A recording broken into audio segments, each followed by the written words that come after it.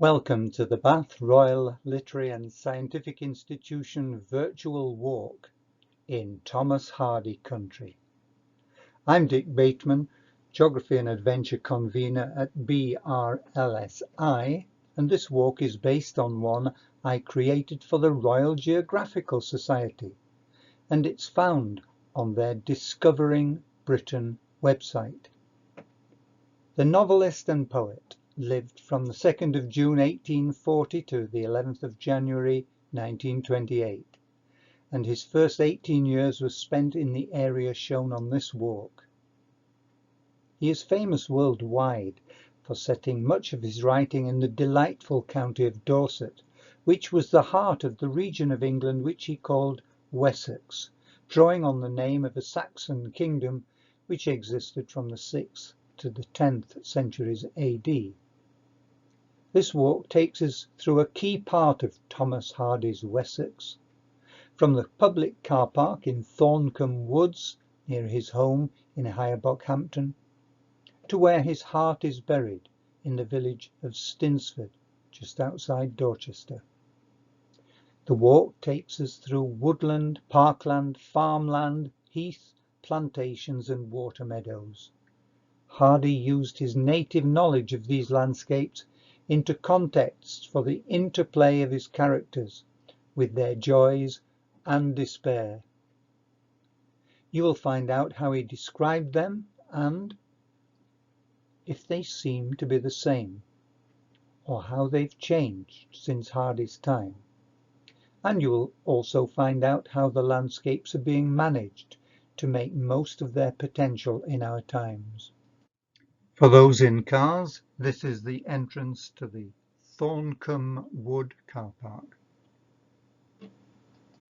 Since I wrote this walk, the car park has been developed so that this information board has been augmented by a cafe and a shop with fine toilets. How prosaic! Hardy would have noticed, as he says in one of his better-known poems, "When the present has latched its postern behind my tremulous stay, and the May month flaps its glad green leaves like wings, delicate filmed as new-spun silk, will the neighbours say, he was a man who used to notice such things?"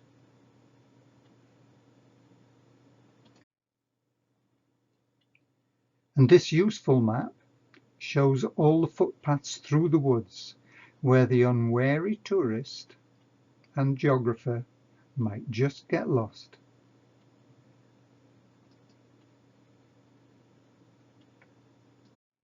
And here is the entrance to the woodland which inspired his first novel, Under the Greenwood Tree, which starts, "To dwellers in a wood, almost every species of tree has its voice as well as its feature.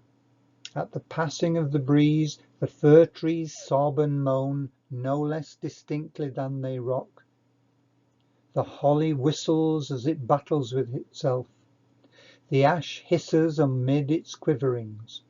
The beech rustles while its flat boughs rise and fall. And winter, which modifies the note of such trees as shed their leaves, does not destroy their individuality." And so to Hardy's cottage. I read an article in the Dorset Camper, an excellent publication, which I paraphrase. The cottage is secluded and peaceful, making it easy for the visitor to picture the great man sitting at a window looking out over the scenery that was to make him fame and fortune, and that in turn he would make famous. While it wasn't just a rags to riches tale, it's clear on visiting Hardy's cottage that the Hardy family weren't really wealthy when Thomas was young. The cottage is a decent size, not just a farm worker's hovel, not a gentleman's country house, just grounded in its own garden. Hardy's fame wasn't just in Britain. This obelisk has inscribed Thomas Hardy, O.M., Order of Merit. Was born in the adjacent cottage on the 5th of June 1840, and in it he wrote Under the Greenwood Tree and Far from the Madding Crowd. This monument is erected to his memory by a few of his American admirers. 1931. Here, under the greenwood tree, it's tempting to think that Hardy was more inclined to natural things than to the people around him. But this was far from the truth, as this extract from his poem In a Wood shows. Heart halt and spirit lame, city oppressed, unto this wood I came, as to a nest. Dreaming that sylvan peace offered the harrowed ease, nature a soft release from man's unrest. But, having entered in, great growths and small show them to men akin, combatants all. Sycamore shoulders oak, binds the slim sapling yoke, ivy spun halters choke elms stout and tall. Since, then, no grace I find taught me of trees, turn I back to my kind, worthy as these. There at least smiles abound, there discourse trills around, there now and then are found life loyalties. The signpost is to Norris Mill. The underlying rock here is very coarse-grained, local pebbly, cross-bedded sands and pale grey to dark brown, carbonaceous and lignitic clays, says the geology book, from the pool formation, with patches of periglacial frost-shattered stones in sand and clay. Such ground rock is usually infertile, and was left for heathland in the past. This path skirts conifer woods planted in the early 20th century.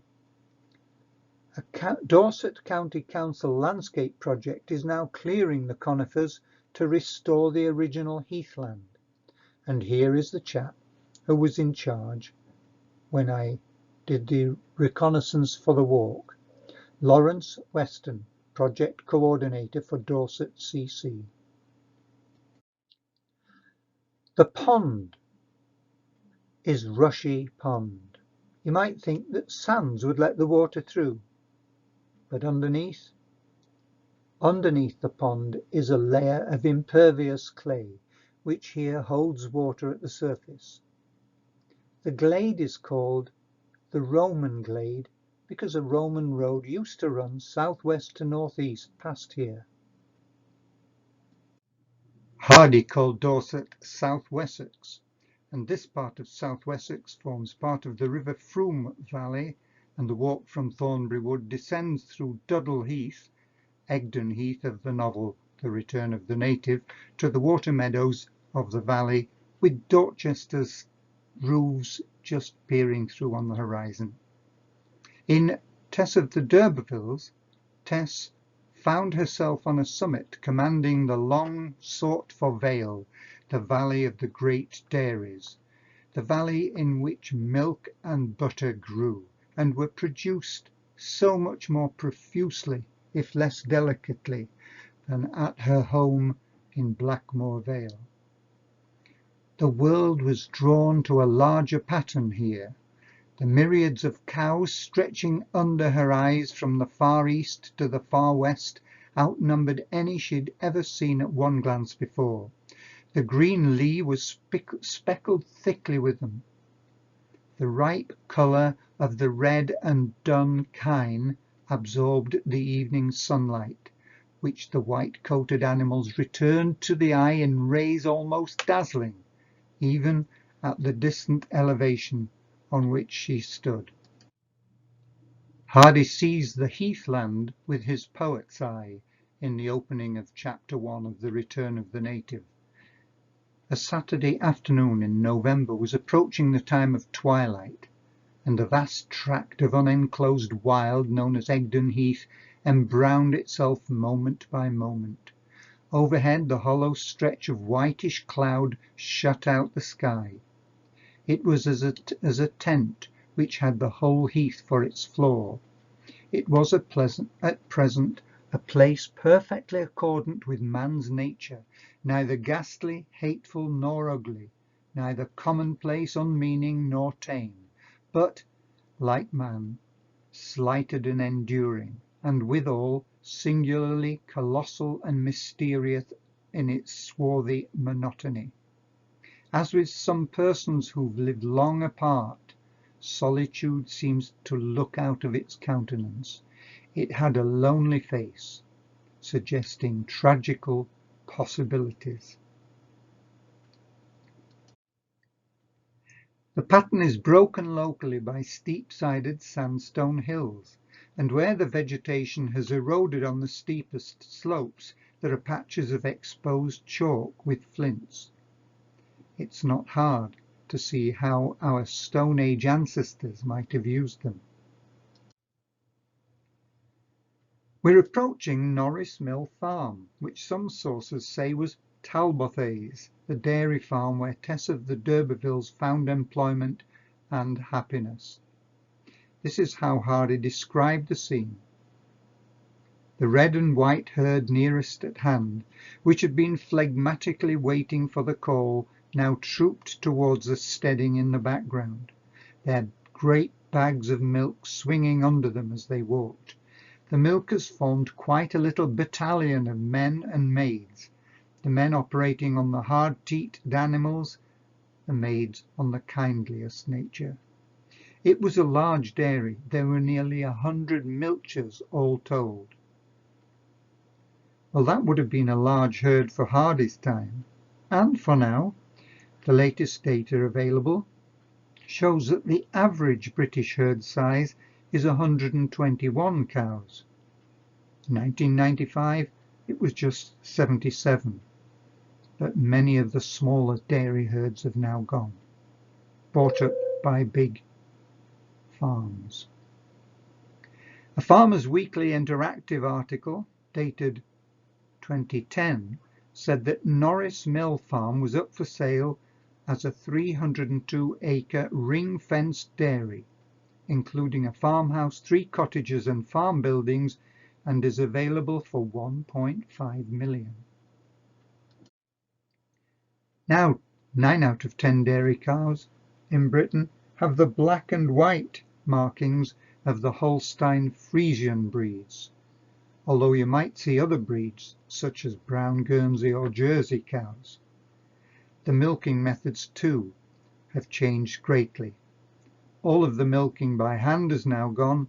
Dairy herds are now milked by machine, some even by robotic milking machines, where cows are free to wander in for milking when they choose, and if the system accepts she needs milking.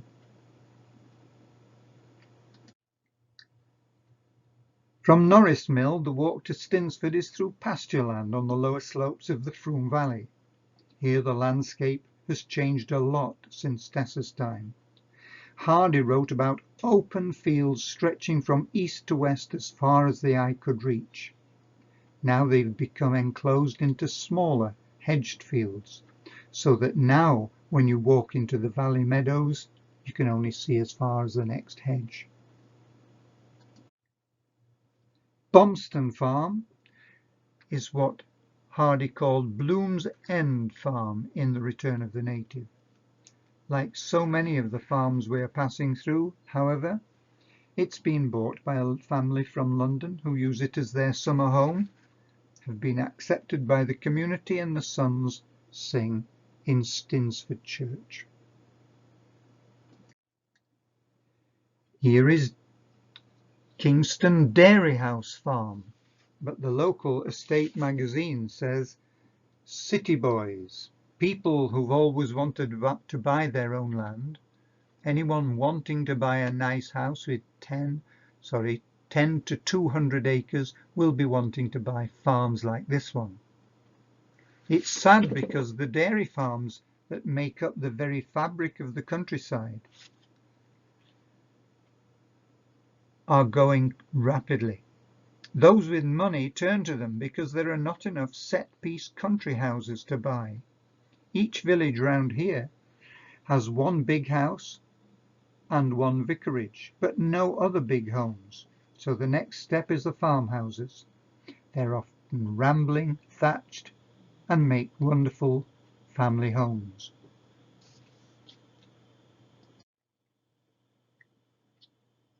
From an active farm we walk into Lower Bockhampton, now a commuter location for Dorchester. And as we can see, it's a lovely hamlet to live in, with typically Dorset thatched cottages. And on the bridge, here is a sign. How interesting that the local council maintains this sign so carefully. Why is that? Heritage, nostalgia, or even an eye to the future?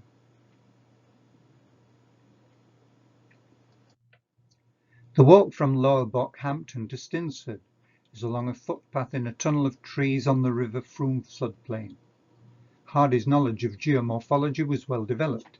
In Tess of the D'Urbervilles he explains that the River Frome had stolen from the higher tracts and brought in particles to the vale all this horizontal land, and now, exhausted, aged, and attenuated, lay serpentining along through the midst of its former spoils. This is strictly true. All the mud laid down on the flat floodplain has been transported by the river from its catchment area upstream. Since dairymaids of Tessa's time stood here, however, the landscape has changed. And the river that flows along by the side of this footpath has been straightened by landlords.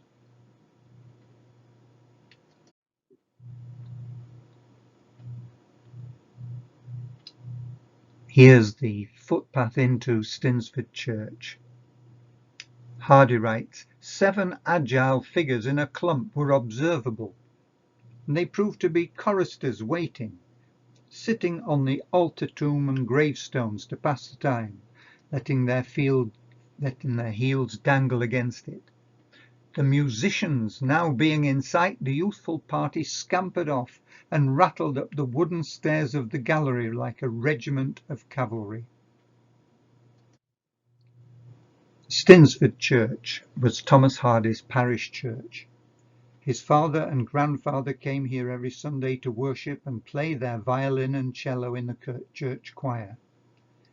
Hardy knew the church through his boyhood. He came to regard it as the most hallowed spot in the country. In under the greenwood tree he called Stinsford Mellstock, so this was Mellstock Church. It wouldn't be difficult to visualize agile choristers sitting on the gravestones outside the church, just as in those days, and scampering up into the church, and on the left up the stairs to the church choir gallery above the lady's head in the photograph. The gallery of Mellstock Church, Hardy wrote, looked down upon and knew the habits of the nave to its remotest peculiarity, and had an extensive stock of exclusive information about it, while the nave knew nothing of the gallery folk beyond their loud-sounding minims and chest notes. Such topic as that the clerk was always chewing tobacco, that during the sermon certain young daughters of the village had left off caring to read anything as mild as the marriage service, and now regularly studied the one that chronologically follows it, and that Mrs. Ledlow, the farmer's wife, used the sermon to count her money, and reckoned her week's marketing expenses during the first lesson. Those were all news to those below, but were stale subjects to the members of the choir. Visitors from all over the world come to this spot, paying homage to the tomb holding the great author's heart. A quick look at the church visitors book showed that over a month in autumn 2011, when I did the recce for this walk, visitors had come from England 14, Scotland 2, USA 2, Wales, Germany, Poland, France, Norway, Canada and New Zealand. There was discussion after Hardy's death on the 11th of January 1928 about where he should be buried. His own wish and that of his family was that he should be buried here. But the great and good wanted him buried in Poets' Corner, Westminster Abbey. The vicar of Stinsford, the Reverend Cowley, solved the dilemma. Body in the Abbey, heart here in Stinsford churchyard. So here it lies, in the same grave as his first wife Emma, resting alongside the graves of his father and mother. And in 1937 his second wife Florence was also buried here.